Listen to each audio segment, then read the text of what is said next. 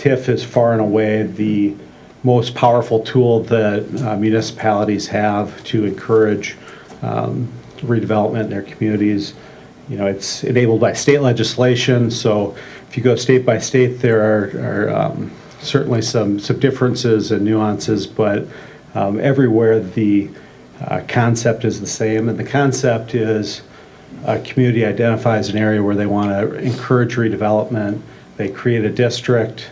Once they create that TIF district, the taxes that had been collected continue to be collected and go to the appropriate taxing jurisdictions. New taxes or taxes generated largely from new growth, development in that district, are captured within the boundaries of that district and essentially need to be spent. And what that money can be spent on varies state to state. It can almost always be used for public infrastructure, parking, streets, streetscapes.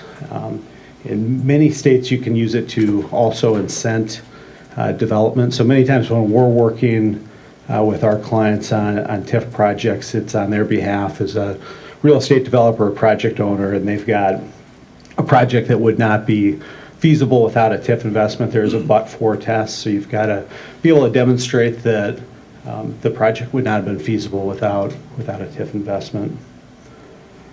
In terms of the structures, when you are a business owner, developer, and you are awarded a TIF, it takes one of two structures. The first is referred to as a few things: pay-as-you-go, pay-go, developer finance TIF, you might hear it called, and then the second would be a lump sum grant. So 20 years ago, far and away, the predominant structure was as an upfront grant. Over the last 15, 20 years, the trend has been towards pay-as-you-go or developer finance TIF. So in that structure, you pay your property taxes as you normally would, and some portion of those are rebated back to you. And so what that means, if you want to use those dollars to pay for your project, you've got to find some way to monetize those. And the ways that we typically see that done, probably the most common is through the first mortgage lender, asking them to recognize this additional revenue and upsize their loan. On larger projects, if you've got a development agreement that's, say, $3 million plus, you can sometimes bring in a third-party lender that just does the TIF loan.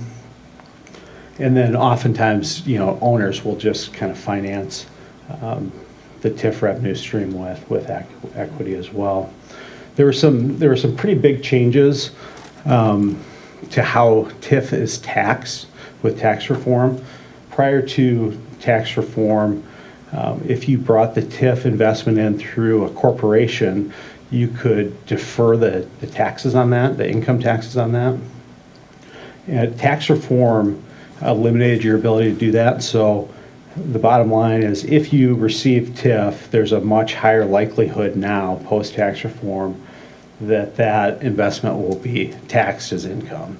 So that's kind of one more factor that pushes businesses away from taking the lump sum. If you take a lump sum up front, it's going to be taxed on day one as income. If you use the pay-as-you-go, it will be taxed still, but it will be taxed as you receive it. So if it's a 20-year deal, you'll just have a portion of that tax each year. So it's kind of a natural deferral built into the pay-as-you-go structure. So I told you it was going to be a whirlwind on those. Be happy to answer any questions, and I know Nate would as well.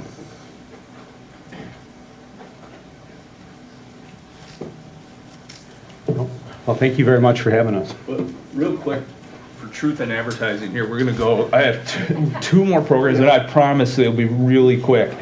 But do want to talk briefly on Ford train zones and the hub zones, and just be really fast. But and then we'll have everybody come up, and we can talk quickly, answer any questions anybody has about what we covered today. Obviously, it was a lot of material.